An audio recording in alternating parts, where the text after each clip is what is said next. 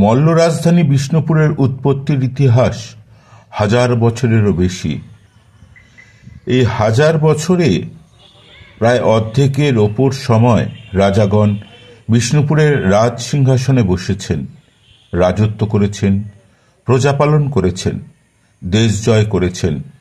কখনো আধ্যাত্মিকতায় উদ্বুদ্ধ হয়ে প্রজাদের মনে সেই চেতনার স্ফুরণ ঘটিয়েছেন, কখনো মন্দির সৌধ নির্মাণ করে বিষ্ণুপুরের স্থাপত্য শিল্পের নিদর্শন সুদূর প্রসারী করেছেন।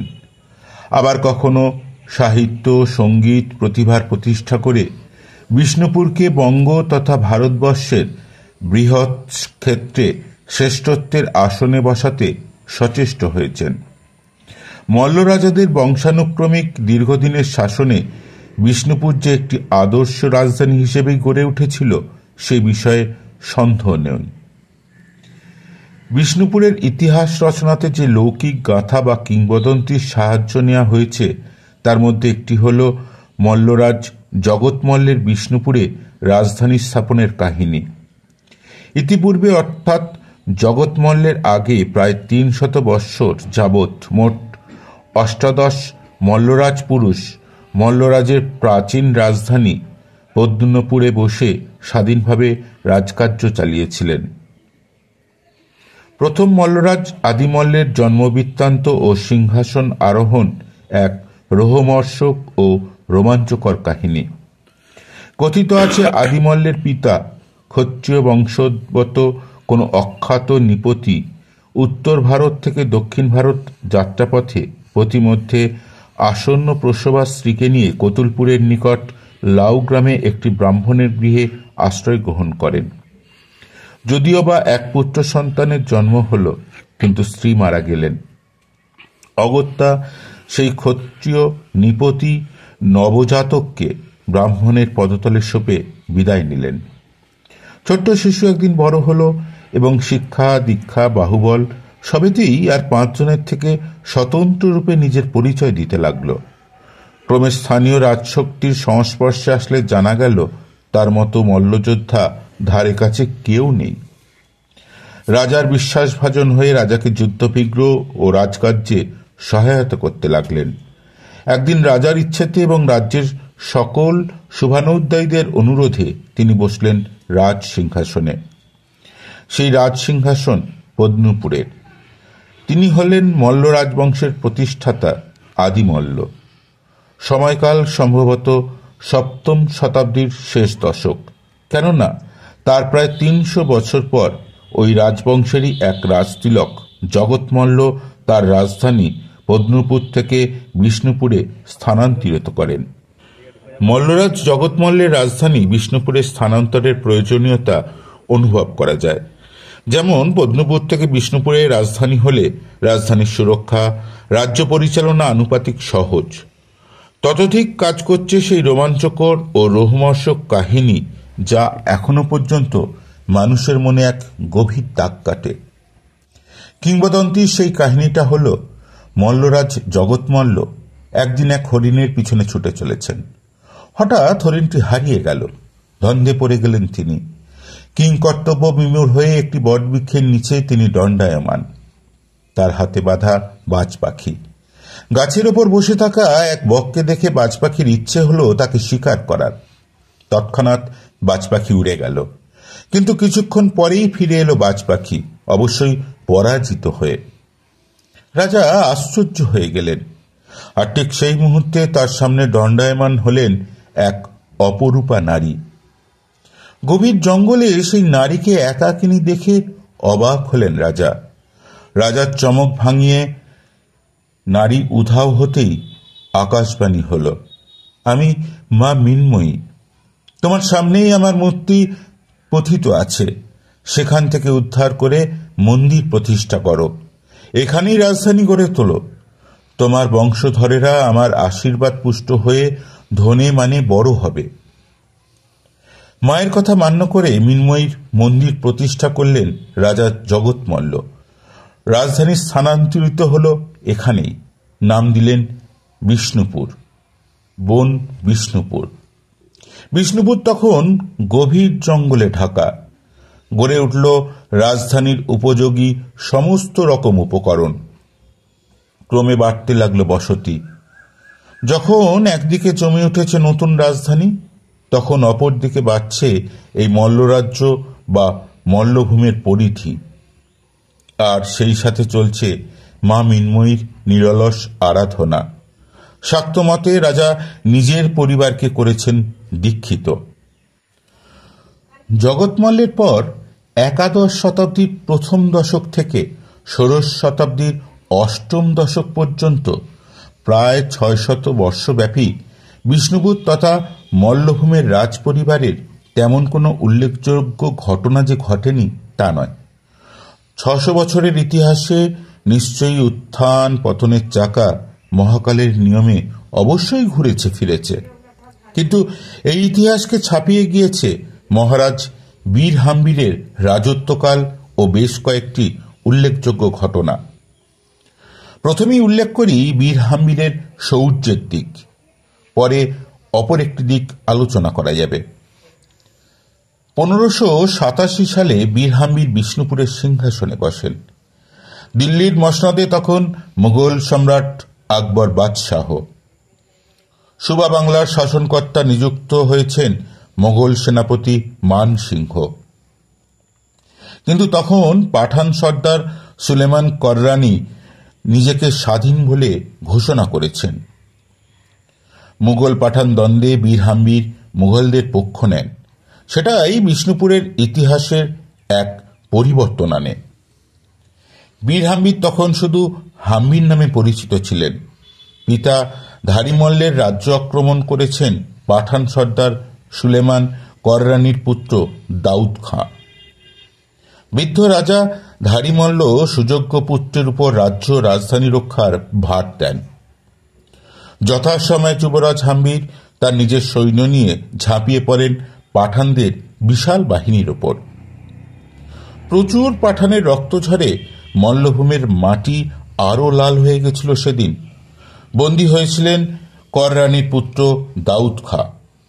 হাম্বির কিন্তু দাউদ খাঁকে অপমানিত করেননি, সসম্মানে মুক্তি দিয়েছিলেন। মহামতি আকবর সব খবর পেয়েছিলেন, বন্ধুত্ব করেছিলেন বীরের সাথে বীরের মতন। উপাধি দিয়েছিলেন বীর হাম্বির।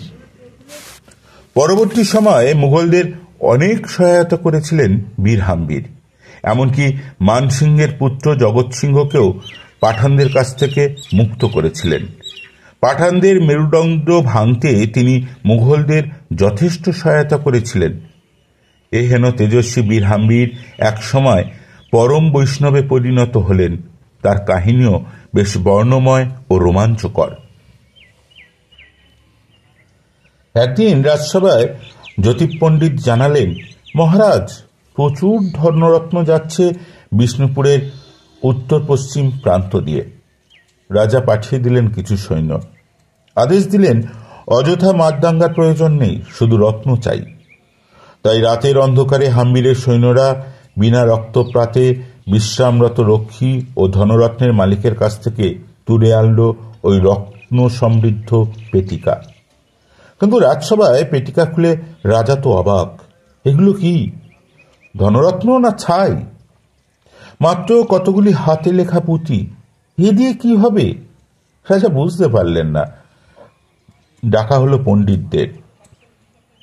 মহারাজের আদেশ হলো, পড়ে শোনাও। এদিকে পুঁথির মালিক শ্রীনিবাস আচার্য হন্য হয়ে ঘুরছেন পুঁথির খোঁজে। প্রাণসম পুঁথিগুলো কি নিয়ে গেল? রাজার কাছে যেতে বললেন অনেকেই। শেষে নিরুপায় হয়ে গেলেন রাজসভায়। চমকে উঠলেন, এ যে তারই পুঁথি, পাঠ হচ্ছে। এখানে এলো কিভাবে? কিন্তু যিনি পাঠ করছেন তিনি কি কিছুই জানেন না? প্রতিটি শ্লোকের অপব্যাখ্যা করে চলেছেন। শুনে কানে আঙুল দিলেন তিনি। রাজার দৃষ্টি গেল টিকিধারী মণ্ডিত মস্তক গৌরবর্ণ ব্রাহ্মণের দিকে। কৌতূহল হল, কাছে ডাকলেন, এমন করছেন কেন? মহারাজ, সবই ভুল ব্যাখ্যা হচ্ছে। আপনি কি করে জানলেন?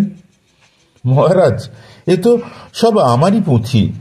এর প্রতিটি শ্লোক আমার কণ্ঠস্থ। বলুন শ্লোক, করুন ব্যাখ্যা। চমকে উঠলেন বীরহাম্বীর। শ্রীনিবাসের উদাত্ত কণ্ঠ শুনে কেঁদে ফেললেন ব্যাখ্যা শুনে।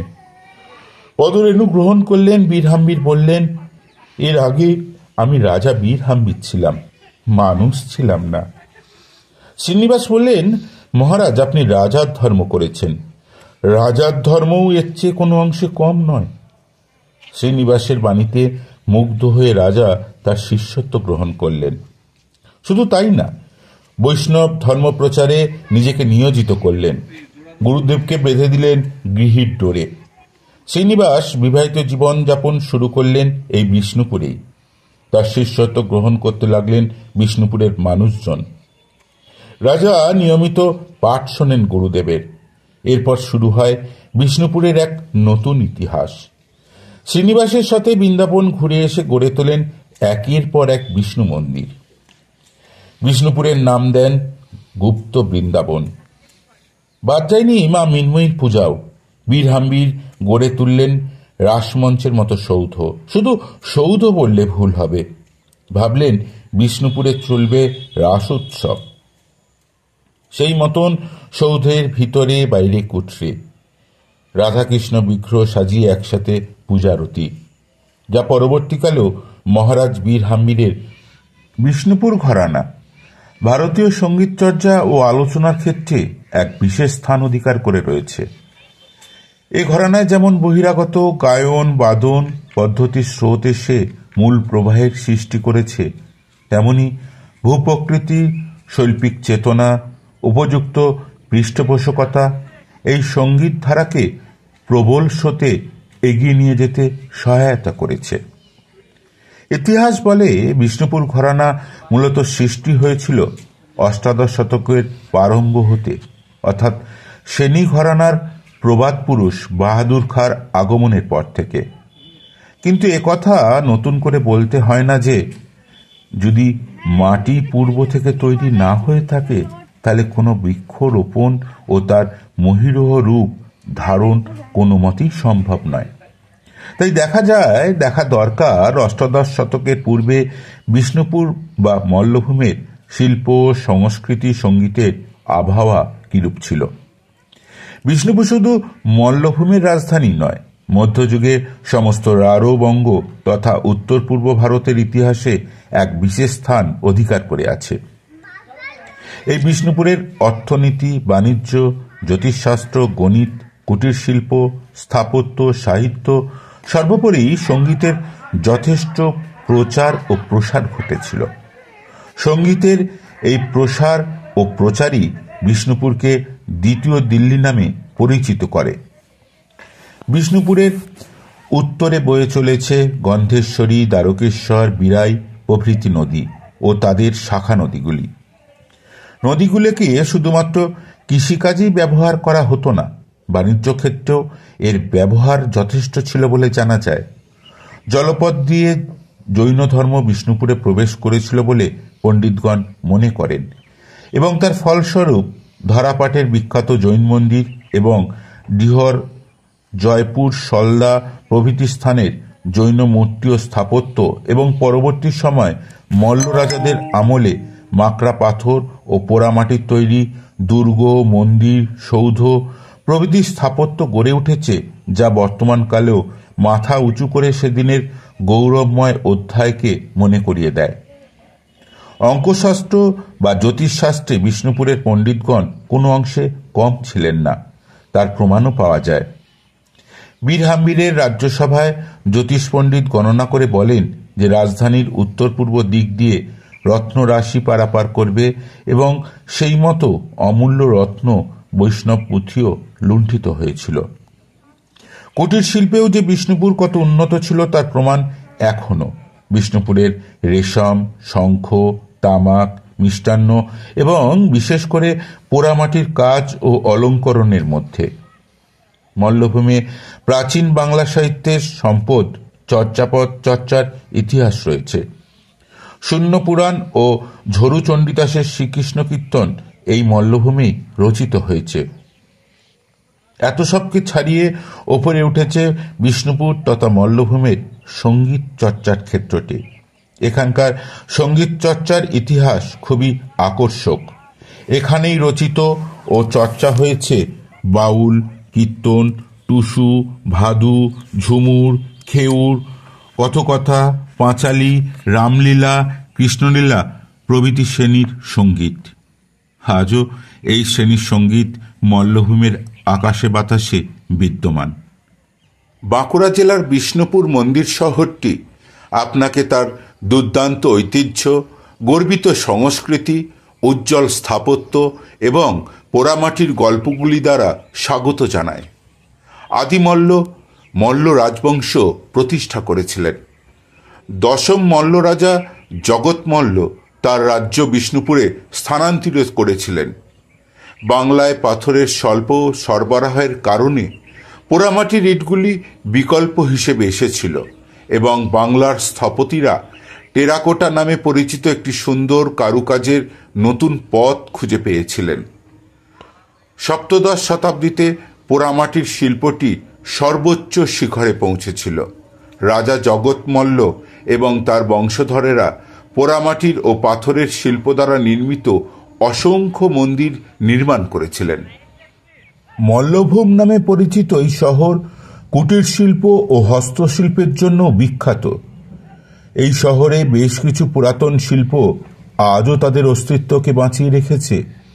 এমনি কিছু শিল্প হল দশাবতার তাস, পোড়ামাটির নানান রকম শিল্পকর্ম, নারকেল খোলার দ্রব্য, শাঁখের গহনা, ঘর সাজাবার দ্রব্য, মাটির প্রতিমা, মাটির হিঙ্গলি পুতুল, বরবৌ পুতুল, মাটির ও কাঠের পুতুল, শোলার টোপর, প্রতিমার সাজ, বেলখোলার মালা, সুন্দর কারুকার্য করা ঘট, বাটি ও লণ্ঠন, আরও অনেক জিনিস। শাঁখের দ্রব্য প্রধানত বানানো হয় শাঁখারি বাজার পাড়াতে। এছাড়াও দশাবতার তাস ও ওই পাড়ার ফৌজদার পরিবারের নিজস্ব শিল্প। গোপালগঞ্জ এলাকা, স্টেশন রোড ইত্যাদি অঞ্চলের লণ্ঠন শিল্পীদের অসাধারণ লণ্ঠন শিল্প আজও লোকেদের বিস্মিত করে। পিতলের বাসন শিল্পও বিষ্ণুপুরের একটি পরিচায়ক।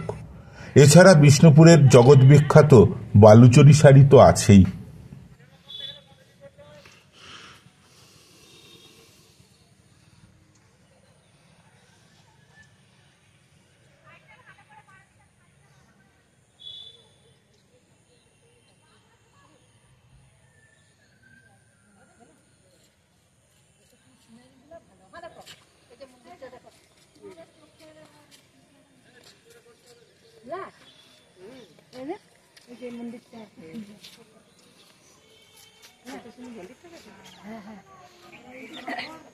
আমরা আর বারে ঢুকি না।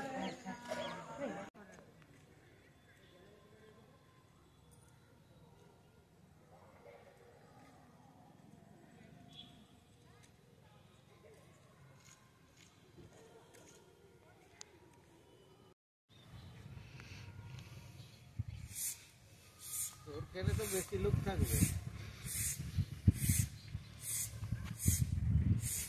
না, এদিকটা পিওলিং বেশি।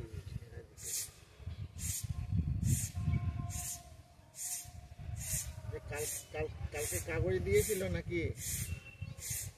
ওরা জমা দিতে হচ্ছে না কাছি রাখতে হচ্ছে?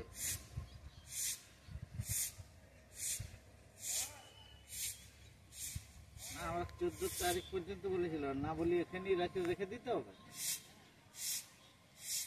প্রতিদিন সই।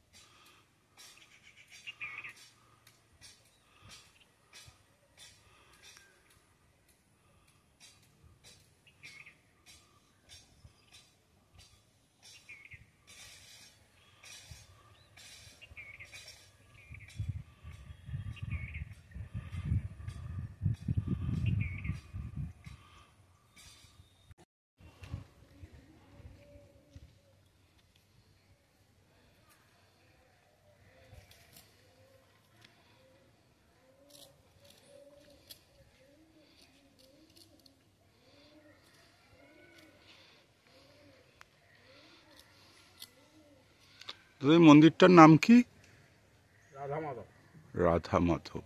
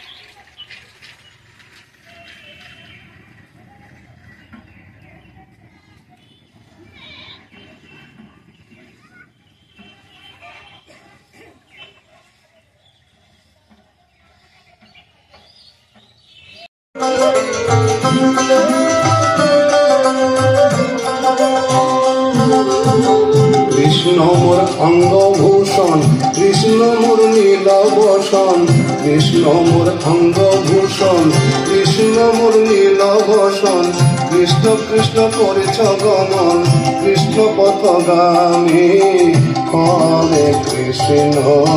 তুমি মোর জীবন কৃষ্ণ, তুমি মোর প্রাণ কৃষ্ণ।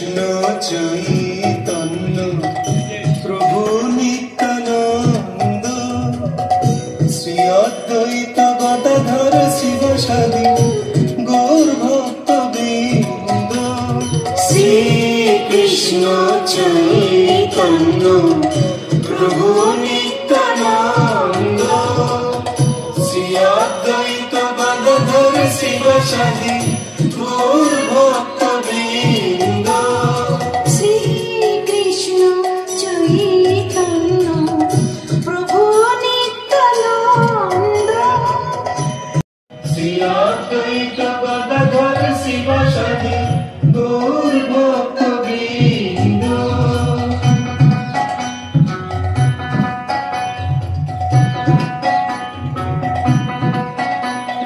শ্রী কৃষ্ণ চৈতন্য প্রভু নিত্যানন্দ শ্রী অদ্বৈত গদাধর শিব সাধি গৌর ভক্ত বৃন্দ শ্রী কৃষ্ণ চৈতন্য প্রভু নিত্যানন্দ শ্রী অদ্বৈত গদাধর শিব সাধি গৌর ভক্ত বৃন্দ শ্রী কৃষ্ণ চৈতন্য প্রভু নিত্যানন্দ শ্রী অদ্বৈত গদাধর শিব সাধি গৌর ভক্ত বৃন্দ শ্রী কৃষ্ণ চৈতন্য প্রভু নিত্যানন্দ শ্রী অদ্বৈত গদাধর শিব সাধি গৌর ভক্ত বৃন্দ শ্রী কৃষ্ণ চৈতন্য প্রভু নিত্যানন্দ শ্রী অদ্বৈত গদাধর শিব সাধি গৌর ভক্ত বৃন্দ শ্রী কৃষ্ণ চৈতন্য প্রভু নিত্যানন্দ শ্রী অদ্বৈত গদাধর শিব সাধি গৌর ভক্ত বৃন্দ শ্রী কৃষ্ণ চৈতন্য প্রভু নিত্যানন্দ শ্রী অদ্বৈত গদাধর শিব সাধি গৌর ভক্ত বৃন্দ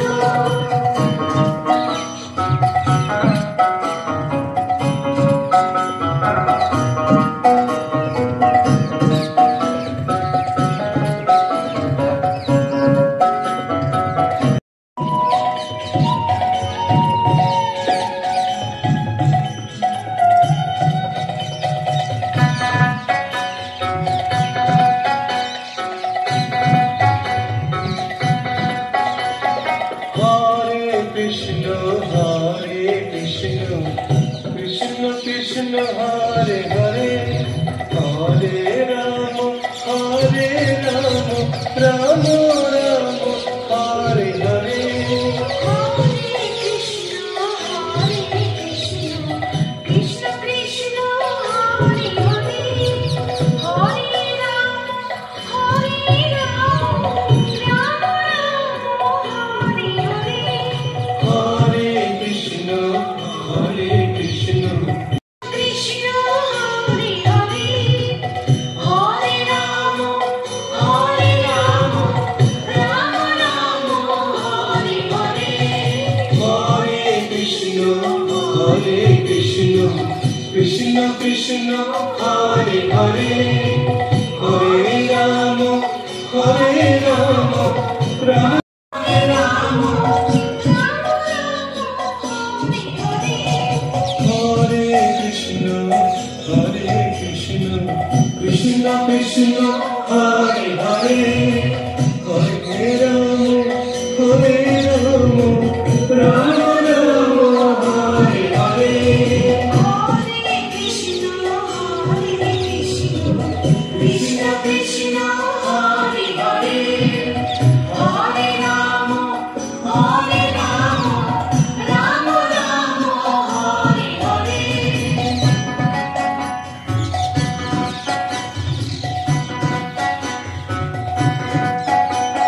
Hare Krishna, Krishna Krishna, Hare Hare,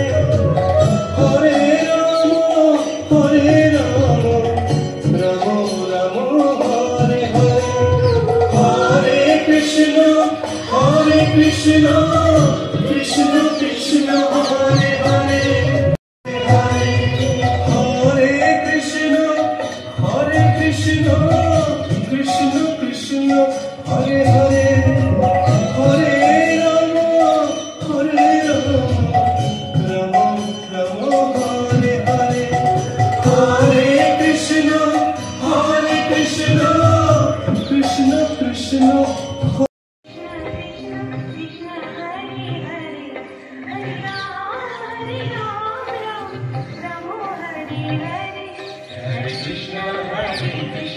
Krishna Krishna Krishna Hare Hare Hare Ram Ram Ram Hare Hare Hare Krishna Krishna